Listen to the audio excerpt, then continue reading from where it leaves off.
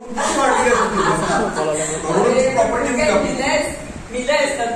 नाहीये. आपण त्या वाट्याला जायचं नाहीये, आपला आनंद घेणं बास. आपण त्या भूमिकेत जाऊन गंमत तर करूया. काय करत असतील ते तर फ्रेंडशिप डेच्या दिवशी मी ते सेलिब्रेशन करत असतील, पण सतीशच्या डोक्यात चाललेलं असतं सोनसाठी ना एखादं छान नेकलेस वगैरे गिफ्ट द्यावा, डायमंड वगैरे घ्यावा. मला माहितीये ना, पण खरं सांगू की सोन्याची पैठणी ना त्याने दिलेल्या पैठणीपेक्षा फिकी आहे. खरंच मला जेव्हा मी पैठणी सकाळी दिसत होते ना, मला त्याचीच आठवण आली. पण त्याने जी एवढ्यावर माझ्यासाठी पैठणी आणून दिले ना, बास लाजवाब. अशा अनेक मित्रांनी दिलेल्या गिफ्ट्स या विवेक सर असतील, मला कोरेगावपासून शॉपिंगला अनेकदा त्यांनी दिलंय.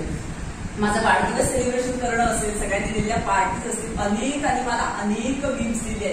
म्हणजे आता जर का मी लिस्ट वाचायची म्हटली किंवा बोलायची म्हटली तर आपल्या इथे 2-4 तास अख्खा दिवस फ्रेंडशिप डेचा इथेच जाईल. इतकं माझ्या मित्रांनी सगळं भरभरून केलंय.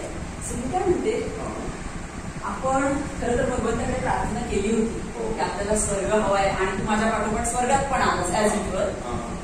आपण ही लोक काय करतात, जाऊन सगळ्यात खाली भास झाली ही सगळी मजा स्वर्गाची. आधी थोडंसं आपण इमॅजिन करू काय तुझ्या डोक्यात काम करूया की मी काहीतरी त्यांची नक्कल करेन आणि ओळखाय त्यांना मुस्की लागेल. सोनल मॅडम टेकडीवर जायचं ना, कॅन्डल लाईट डिनर काय तुम्ही काढले अभयजी, कसं करायचं अभयजी आता सांगा तुम्ही कसं करायचं कॅन्डल लाईट डिनर. तुम्ही गाड्या द्या, आपण आता खाली गेल्यानंतर त्यांच्याकडून मी वसूल करणार आहे कॅन्डल लाईट डिनर. तुमचं कोण टार्गेट आहे?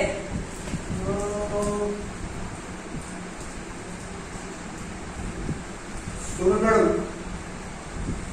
बरेच दिवस झाले भेट होते, जरा व्यापात होतो. पण तुमच्या आता कच्चं दूध आणलंय, कालच गाय द्यायची खरवसाचं दूध आणलंय. मला आठवणीने खरवस आणून देणारा एकमेव माणूस. खरंच यार, कसलं सुंदर होतं ते सगळं सुंदर अप्रतिम. अजून आपली सेल्फी पिन राहिली ना, सतत जाईल तिथे टिकटॉक कोण असेल? एकमेव म्हणजे एकमेव फोन तिचा वाजला की सचिन नेहमी म्हणायचा, आला तुझ्या लाडकीचा फोन. हे म्हटलं की हमखास ओळखायचे की अरे लय भारी व्यक्ती. जवळजवळ 4-5 वर्ष झालेली आहेत तिला आमच्या संपर्कात येऊन. कृष्णा असेल, आपला ताना असेल, सगळं मिसिंग इट सो मच. आशुबरोबर ना ऍक्च्युली खरं तर फार त्याला मी भेटले नाही, पण एक मूवी पाहिली होती. त्या खरं सांगायचं तर त्याला पाहण्याच्या नादाच्या मूवीचं नाव आठवत, ती मराठी होती का हिंदी आठवत नाही ना, काहीच आठवत ना आता. सो काय करूया, चल ना यार जरा का अजून तुझ्या टुंड्या बावल्या आहेत. चल कर लवकर, 1 मिनिटाचा प्रत्येकाचा आता ओळखा. आता मी काय होतोय काय करू, कसं करू? जर आपण समजा तिकडे गेलो, लोणावळ्याला गेलो तर भारी मजा येईल. फक्त मी काय करतो, माझं थोडंसं दिवसभराचं काम आहे ते ओळखतो, मग आपण दिवसभराचं काम रात्री. अरे काय यार, नाही ओळखलं ते रावल्या अंधारात जाऊन फोटो. बिचाराला खरंच रे, सेल्फी कशी काढायची, व्हिडिओज कसे करायचे, कॅमेरा कसा ऑपरेट करायचा, 1.5-2 लाखाचा तो कॅमेरा त्यांनी कधी ऑपरेट केला होता, सगळं शिकवलं.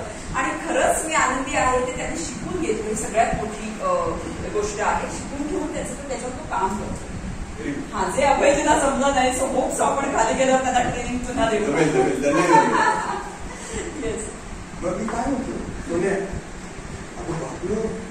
भाजी किती ताजी बघितलं पालेभाज्या कसल्या कोण आणि तुला जाऊ दे, तुला आवडतं रताळं पण आहे, तुला आवडतं ते मुळा आहे, गाजर आहे, आंबा वांगो पण आहे. बाबा इंद्रदेव पाठीमागे बसले बघतायत, कुठेही जाऊ गाडीच्या बाहेर बघा, सुना भाजी बघ जाताना घेऊया. अरे यार इतका सुंदर निसर्ग आहे, सगळं इतकं सुंदर. ही बाहेर बघते तर भाज्या बघते, त्यात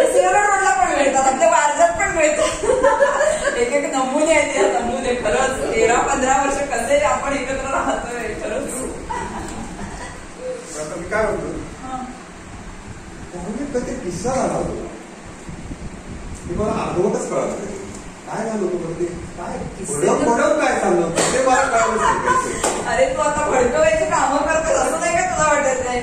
भडकचा किस्सा काही फार असा वेगळा नव्हता की आम्ही विवेक सरांकडे गेलो होतो कोकणात आणि आमचा मित्र प्रसाद त्यांनी भडकचं पाकिट घेतलं होतं तिकडे सरांना द्यायला आणि येताना ते पाकिट परत पुण्यात आणत असत सरांना न देता आणि येताना गाडीत आमची घंटी ऍज युजल चिमटे काढणारी प्रसाद भडक कुठे आहे मांडव म्हणला होतास म्हणलं आता तुमचे सगळे एवढे चिवडे तेवढे सगळं एवढं बाहेर काढलं आता या भडकचं काय काम घेऊन आलो आणि त्याच्यावरून जे काय ग्रुपमध्ये गदारोळ चालला शेवटी विचारायला कधी नव्हे ती पार्टी द्यावीच लागली.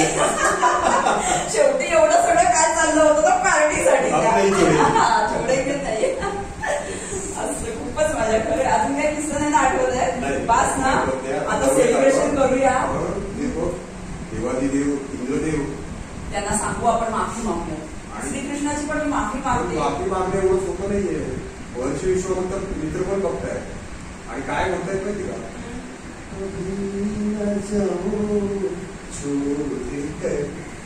ये दिल अभी भरा नहीं अभी ना जाओ छोड़कर ये दिल अभी भरा नहीं.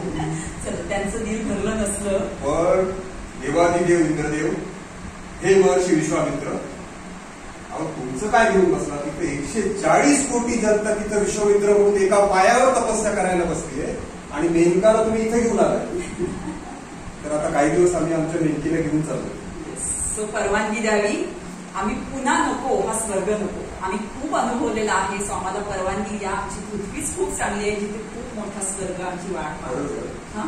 मला आता तेच म्हटलं गेल्या तर लग्न पण खाली गेल्यावर लागणार. तुला असं नाही वाटत का की आपण गेल्या नसला पुष्कळ आपल्या तयारीने गेल्या नसला पण जे क्रिएटिव्हिटी केली ना युनिक क्रिएटिव्हिटी प्रत्येकाचं तयार झाल्यानंतर साच्या तरी बाजूला ठेवून दिलेलं सो त्याची नक्कल आपल्याला नाही होती ना नाही करू शकत शेवटी नक्कल असा विचार करतो आपण आलोच खरं स्वर्गामध्ये खरा स्वर्ग हा इथंच खालीच आहे. त्या मित्रांमध्ये जो स्वर्ग आहे ना तो इथं पण नाही. पटकन वाट नको आणि बडबड करत बसली नको.